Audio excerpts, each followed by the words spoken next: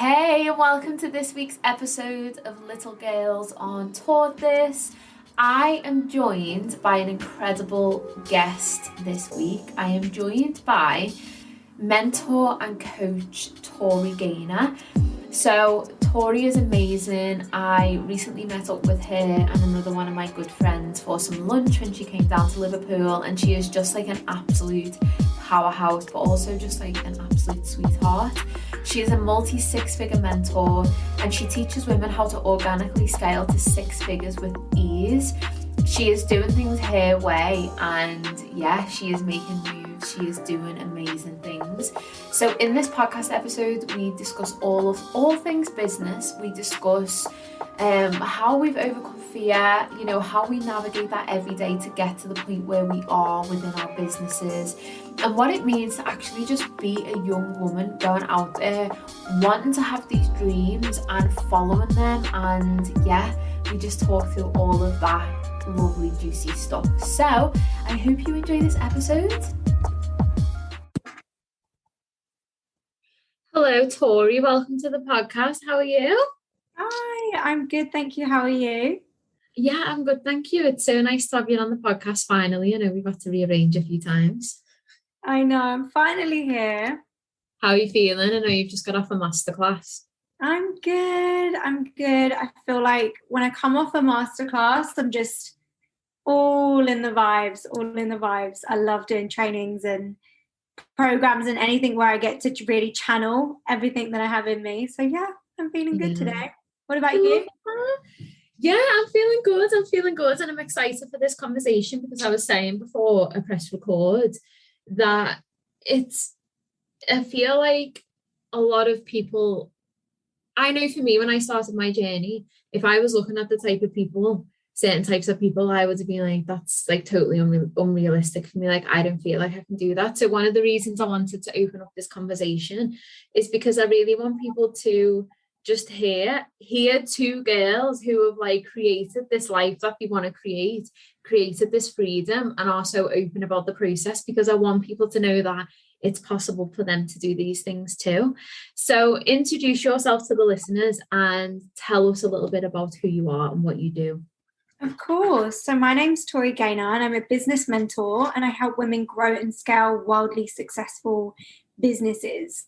So I work with my clients on mindset, energetics, and business strategy to master their business and master their life and create a life of freedom and the things they've wanted through the power of creating a business. So I work with women at all different levels, but generally I work with women who want to grow a big business. They want to scale to six figures. They have big dreams. They have dreams for freedom. And they're just big, ambitious women. So yeah, that's what I do. And I have many different offers and many different avenues that I work with people on, because this, especially when your business is built around you. And I know for your listeners, being a self-love podcast, you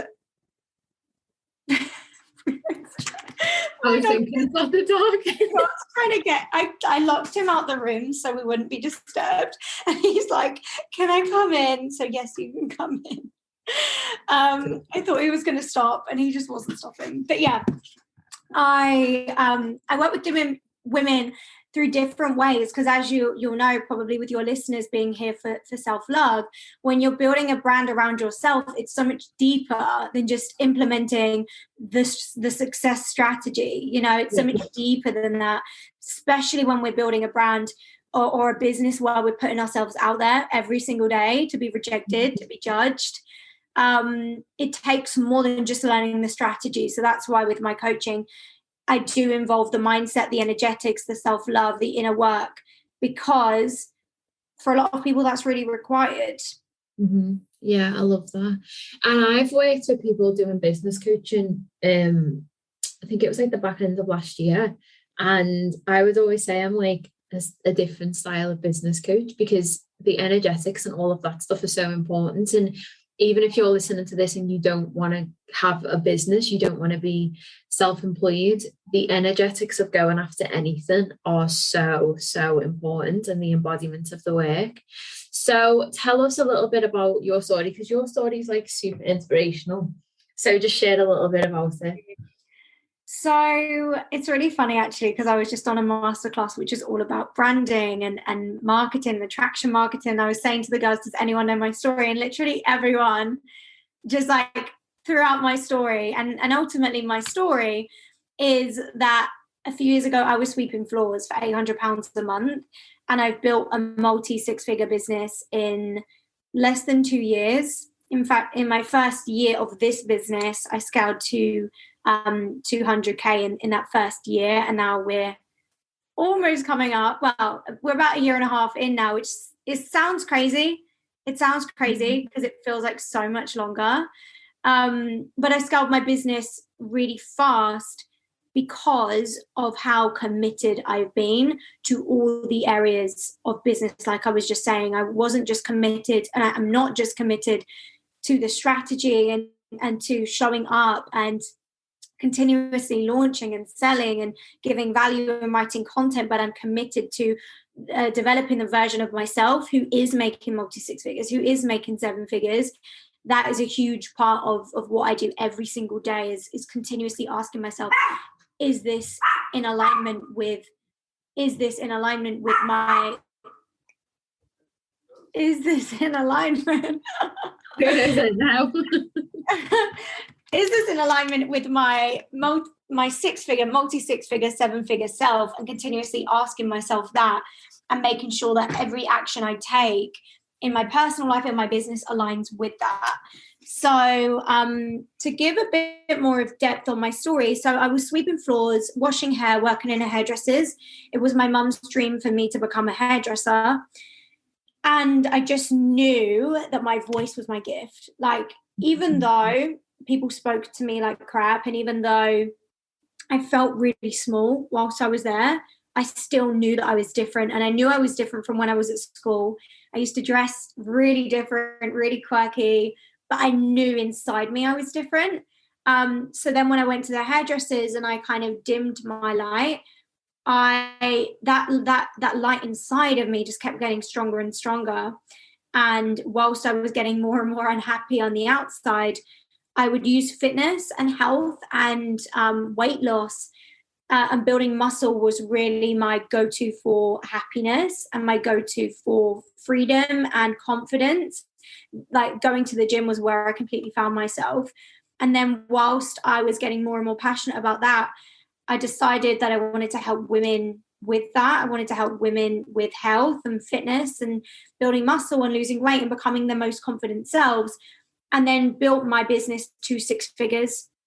Ultimately, like, in a nutshell, I grew my business, was helping loads of women, had this amazing program. And I realized no other personal trainers in my area are doing this. Like, no one else is doing this from a financial perspective. They're not benefiting, and they're still getting, like, people with kids getting let down and not getting their 40 quid that day. That's unacceptable in my mind.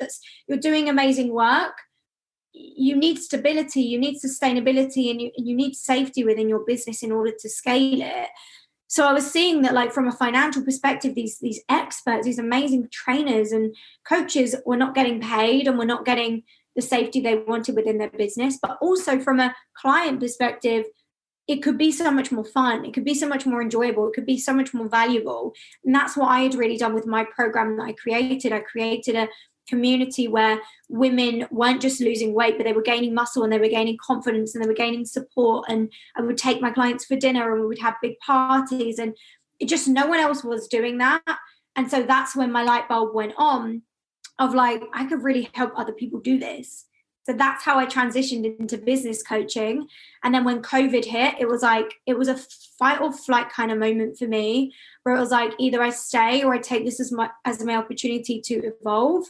And so I did. And so I started offering business coaching to personal trainers and then to all coaches. And now I kind of help any business that has an online presence or an online brand of some sort, even if their business is in person.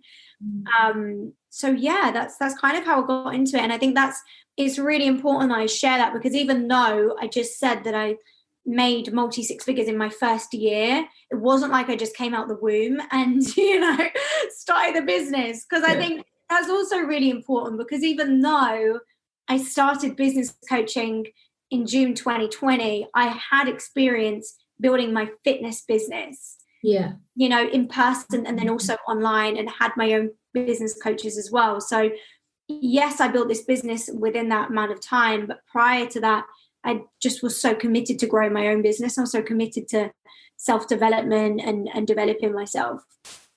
So yeah, that's kind of how I've got to this moment. I love how relatable our stories are, because I was like you, was working in a job, just didn't want to do it anymore, transitioned into the fitness industry, like it was built that, it was really successful, and then was just like, I don't like, this is just bullshit, like I don't want to do this, like I don't want to be one of those personal trainers that has to do what everyone else is doing.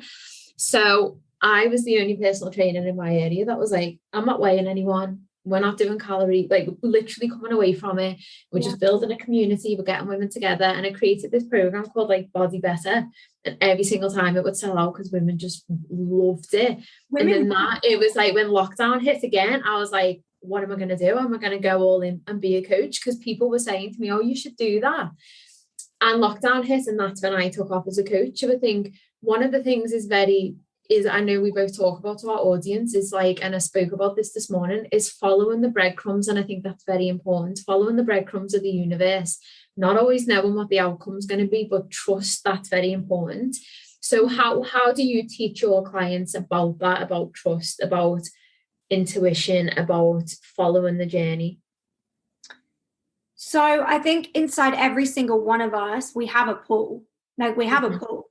We know we have a pull. We know something's drawing us to something. We know we're feeling slightly passionate about something, or we know the direction we want. And even if it's not strong, because I think intuition is something, without a doubt, everyone is connected to intuition. You don't need to do anything.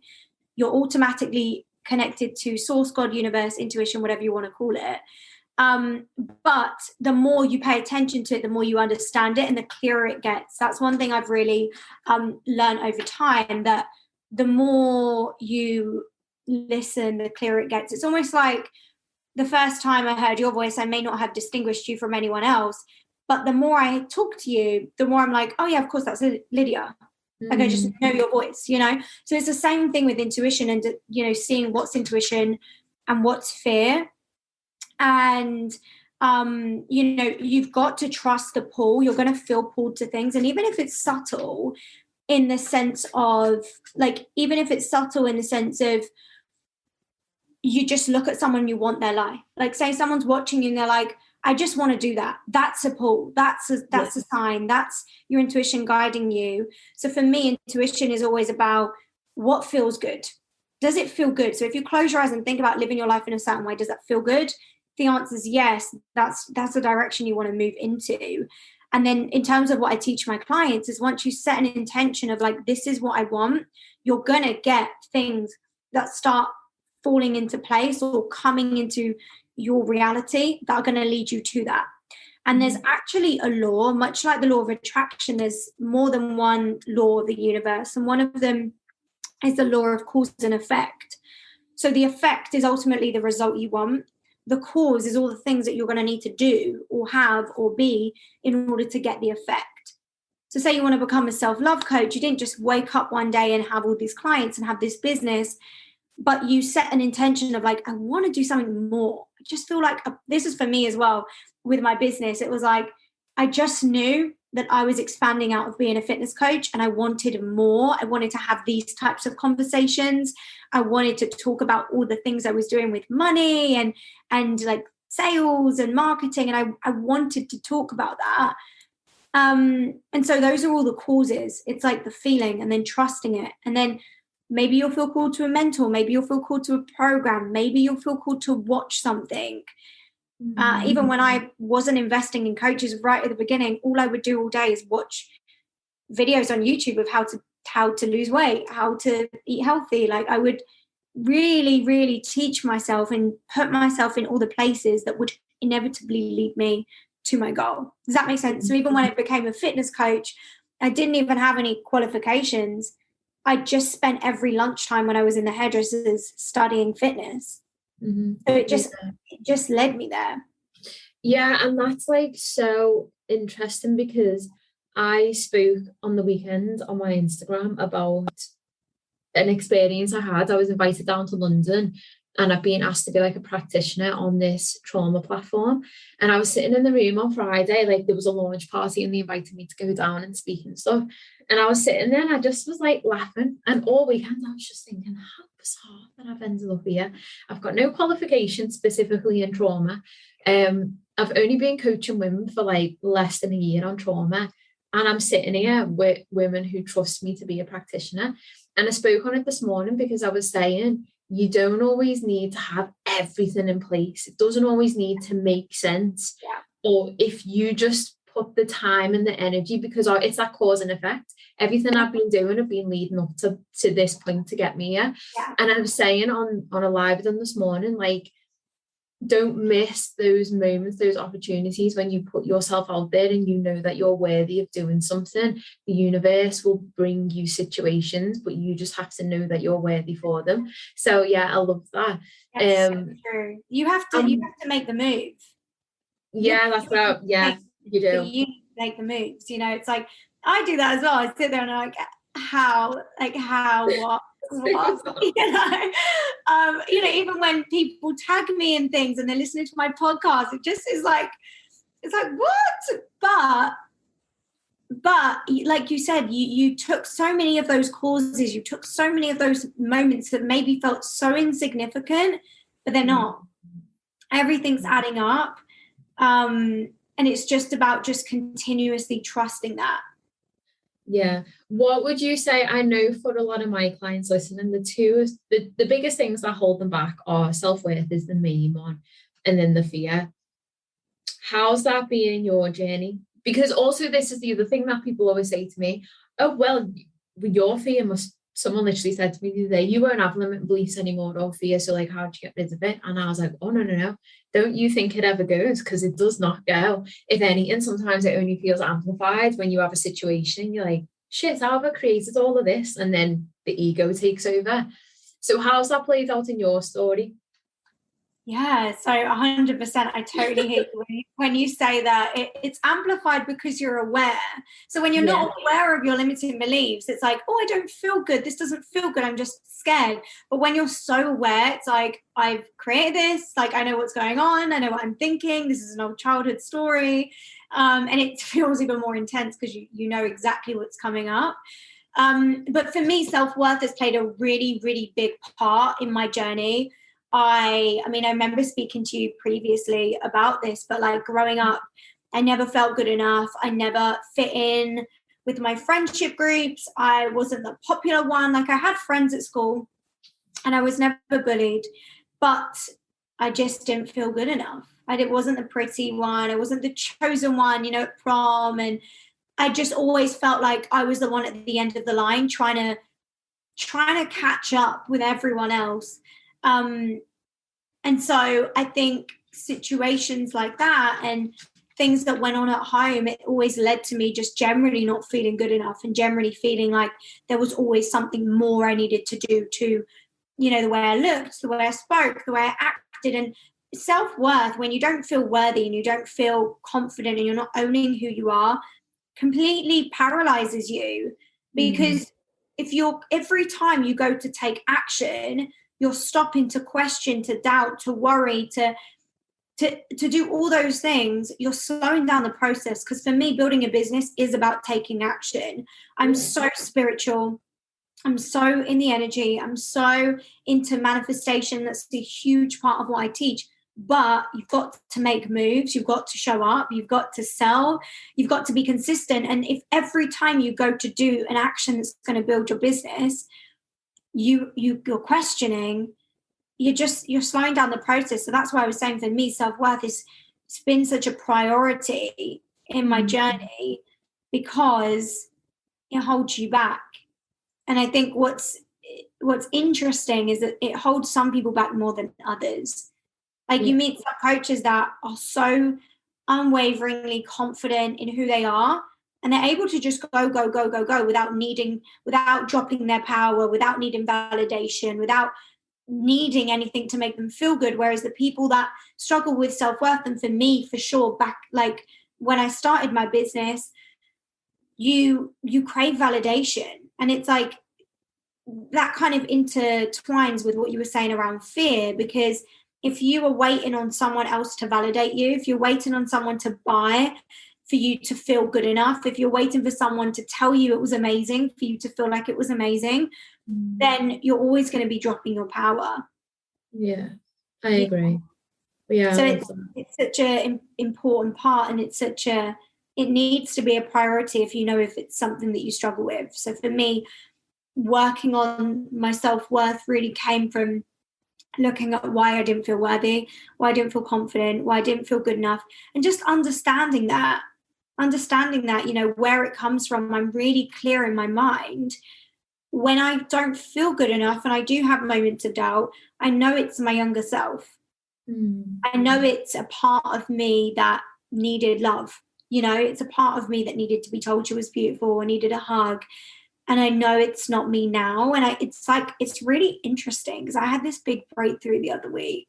And I just was really crying and having this big breakthrough. And I was saying to my friend, it literally felt like my 18-year-old self was like purging out my body. I don't know if you've ever had that experience. Yeah. But I literally felt like all I needed to do was let it out. And it was like, it wasn't even me. It was an old version of myself.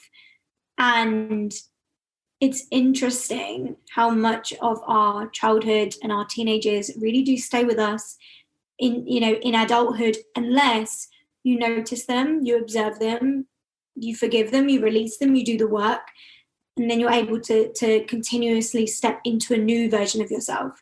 Yeah. Does that make sense? Yeah, so powerful.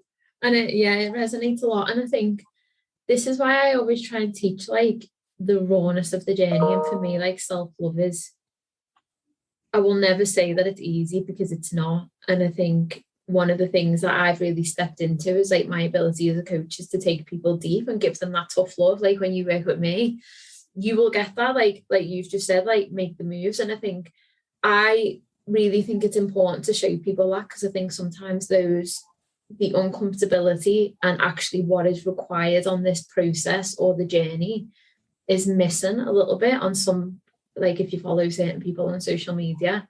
Yeah. And actually it's fucking uncomfortable. And like sometimes, like you've just said, that process of like purging is like, sometimes it's that intense. It's like, wow, I didn't even know this was possible. Like, what's going on? Yeah. But I would say once you get on the ride, you can't get off, unfortunately. Any tips for anyone who's wanting to progress or make a move or step into something that they desire, and at the minute they're very much in that space where they feel the pull, you know, they want to do it, but they're just still stuck in that, I'm not capable, I'm not worthy? So for the advice I give on people not feeling worthy is similar to what you said about giving them the tough love. I always tell people you're not special. Like God didn't choose you as the one that wasn't worthy, and he chose me or he chose you. Like God, that didn't ever happen. You don't feel worthy because of what you've been through and things that have gone on in the past. And the only person that can decide that you're worthy is you. And that was also a really huge light bulb moment for me, building my business and building everything I have financially and where I'm heading. A big turning point for me was realizing no one actually cared if I was successful or not. No one's actually going to tell me, Tori, you're so worthy, you're so capable. Because if they was going to tell me, they would have told me already. So no one's coming to save me. No one's coming to tell me. No one's stepping forward to do that. So I have to do it for myself. And so my advice would be, you decide. And even though there is so much inner work to be done, again, this is something I say all the time, like, even though there's so much of that stuff, and I'm here for the journaling, I'm here for the releasing and the purging and the inner child work, it also can take deciding. Like, it also can just be that simple of like, you know, I say this with my clients, if they're going through something, it's like, yeah, I'm going to give you the advice to go do the inner work and to really see where it's coming from and do the long-term work. But short-term, just decide. Short-term, just go on your stories and sell the thing. Short-term, just get out your own way, you know? So it's like, we can do the inner work, and at the same time, you also just get to decide that you're the only person standing in your way. And when you realize that and you take power over that, it's just about moving from there. Yeah, I love that. And it's always about that. Yeah. And the reason why is because I remember saying to one of my tutors last year in university, we have to do all this, like, I was doing so much self-development work. And it was getting to the point where it was like, I coined this term and my tutor did not like it, but I was like, it's like toxic. It feels like, you know, toxic positivity. It was like, it feels like toxic self-development. Like, I'm getting to the point now where I'm just going to a place beyond where I need to go all of the time, and I'm exhausted.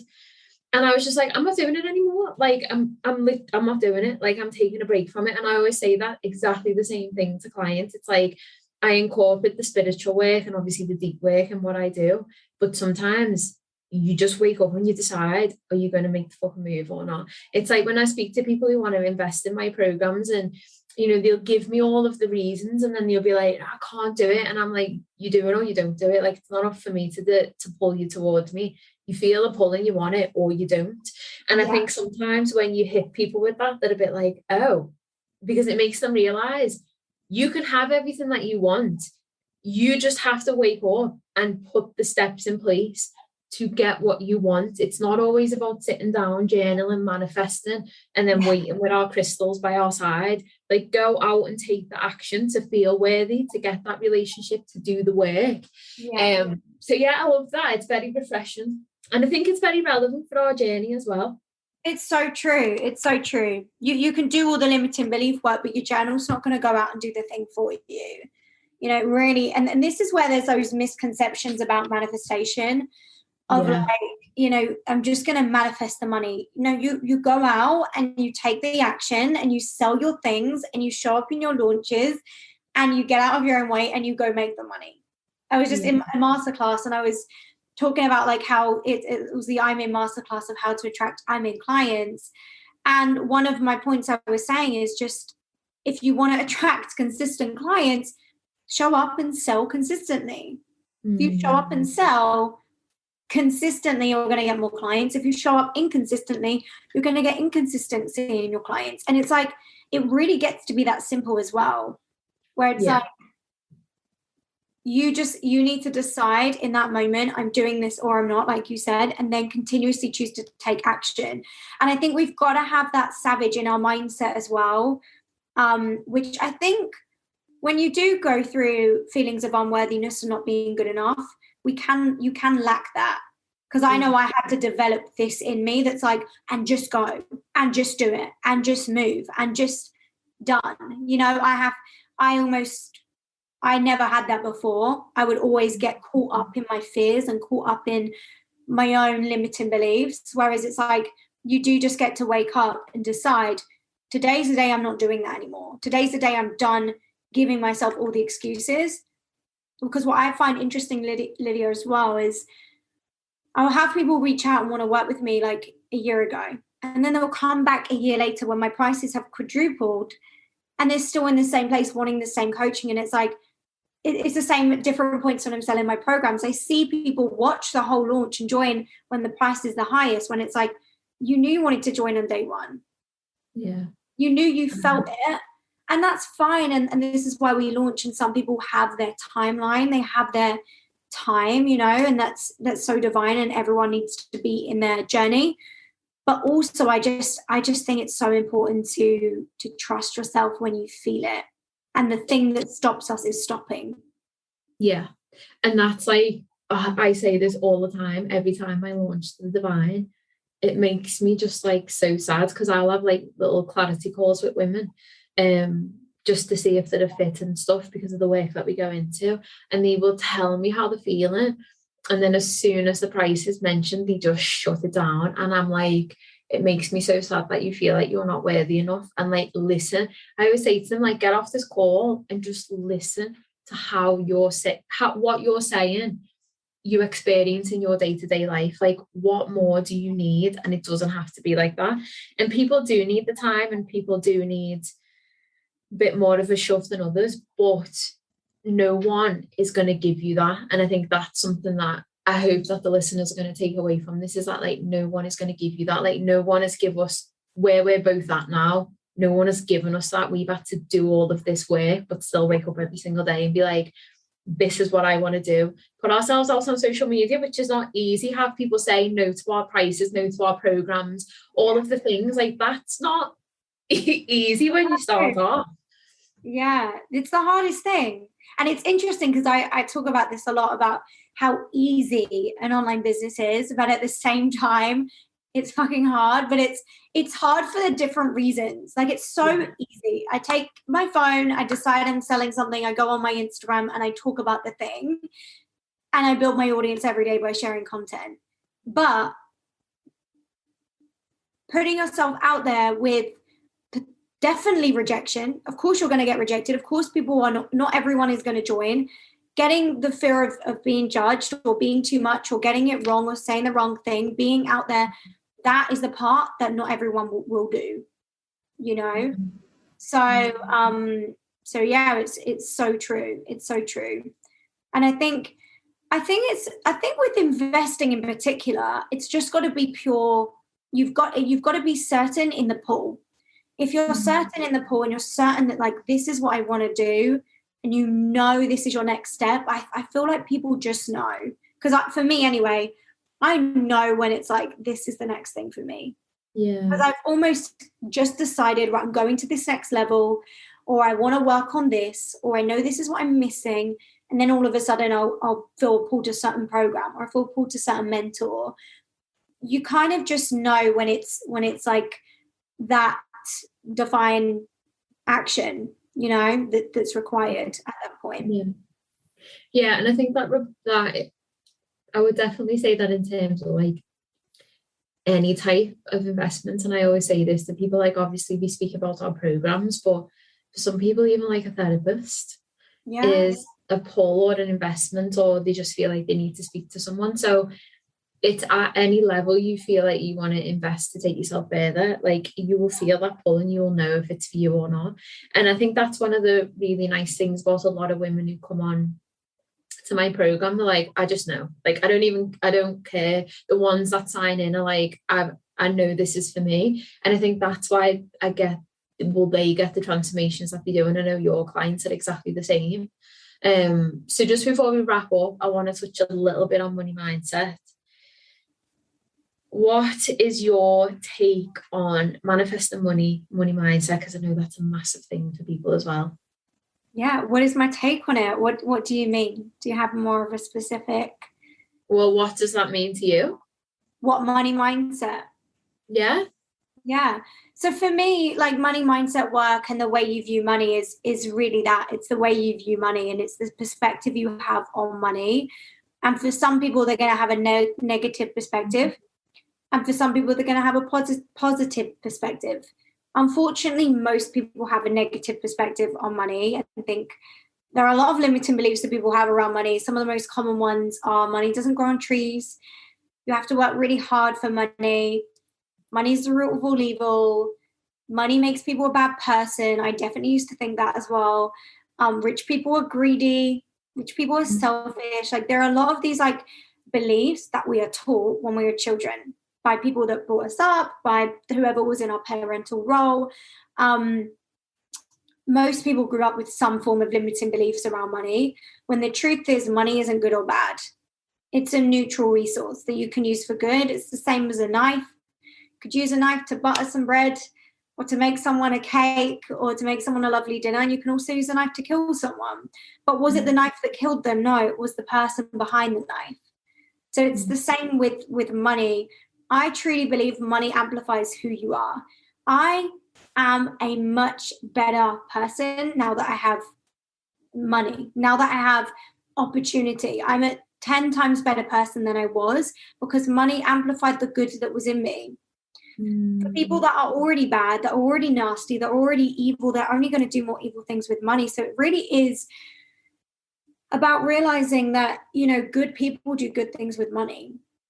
And so if you want to attract more money, if you want to make more money, like for me to be able to go from literally making £800 a month, being super tight, never going for meals out if I didn't have a voucher, lying to my friends saying I had no money, like so I couldn't go out and spend it, like how I went from that to being able to build a multi-six-figure business, I had to do so much inner work around money, because if you want to make more money, you can't demonize it. And you also can't demonize people who have money. And this is a really good thing for your audience to take away from this, is to question what comes up for them when they see people with money.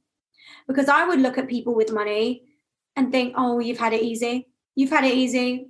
She's lucky. Or I would think that they're maybe not nice people, or that they're greedy, or like things would come up for me. So I would just invite you to think, what comes up for me when I think of money? What comes up for me when I think of people who have money? And if someone was to give you money now, like if I was to hand you over a six-figure business or six-figure income, what feelings come up for you? If feelings come up for you that I'm irresponsible, I can't handle this is going to be too much, I'm going to have to pay loads of taxes, I'm not safe, I'm not worthy, if anything like that comes up, you know that you've got work to do around your money mindset. And so if you want to attract more money and you want to make more money and you want to bring more money in, we need to have love for money, and we need to see money in a really positive perspective. And you know what's really interesting as well, especially being British, it's not the done thing talking about money, it's not the done thing talking about your income. So that was huge for me when I came out my Instagram with what I'm earning and talking about money so openly. I can imagine a lot of people in my family and my partner's family and my friends and just people that have known me from school. I can imagine them just being like, what is this girl talking about? Because no one really talks about it. Me and you, we're immersed in the online space. It's normal. But in the real world, it's pretty out there. So But for me, for example, that's an example of I had to not demonize it, and I had to make talking about money normal. And so when you make talking about money normal, when you make having money normal, you allow it in with so much more ease. And what would be your one book or video you've watched about money that you would recommend to people listening? So first, my money program. Oh yeah, you have a money program. Okay, money program. Am I allowed to say that on here? Yeah, you are. I have a program called the Worthy and Wealthy Academy. That's basically everything you need to know on money and manifestation and manifesting more money and more abundance into your life. I'm actually doing the first live round of that in January, so I'm going to be launching that in December. Oh, exciting. Yeah, I'm super excited because it's all a pre-recorded course, but I'm going to do it all updated, a live round next year. But apart from that, a really good book. Oh my God, I have so many, but I'm not going to do the toxic thing and give your audience a million books. I have 5 favorite books, but my top one is called The Science of Getting Rich. It's an amazing book. If you download it on audio, on audiobooks, it is called The New Science of Getting Rich, and it's really broken down into really simple terms. It's a really quick book. It's 2 hours compared to the others. And it's a great place to start with money. So if you're not in the place to invest in a course, which obviously is, investing in a program, of course, as you will know, it's the fast track. It's the way to get it in the quickest way. But for people who aren't there, I definitely wouldn't have been able to invest in the beginning. And so books were game changing for me. So The New Science of Getting Rich is the best book I've read on money. Okay, fabulous. Thank you. And if I will link all of your website, your Instagram in the show notes, so people know where to find you. But yeah, thank you so much. It's been a pleasure to have you on the podcast. Thank you so much. Yeah, my Instagram is @Torigaynorcoach if anyone wants to connect with me on there, I would absolutely love to. Amazing. Thank you so much. It's been lovely. Yay, thank you for having me. Bye.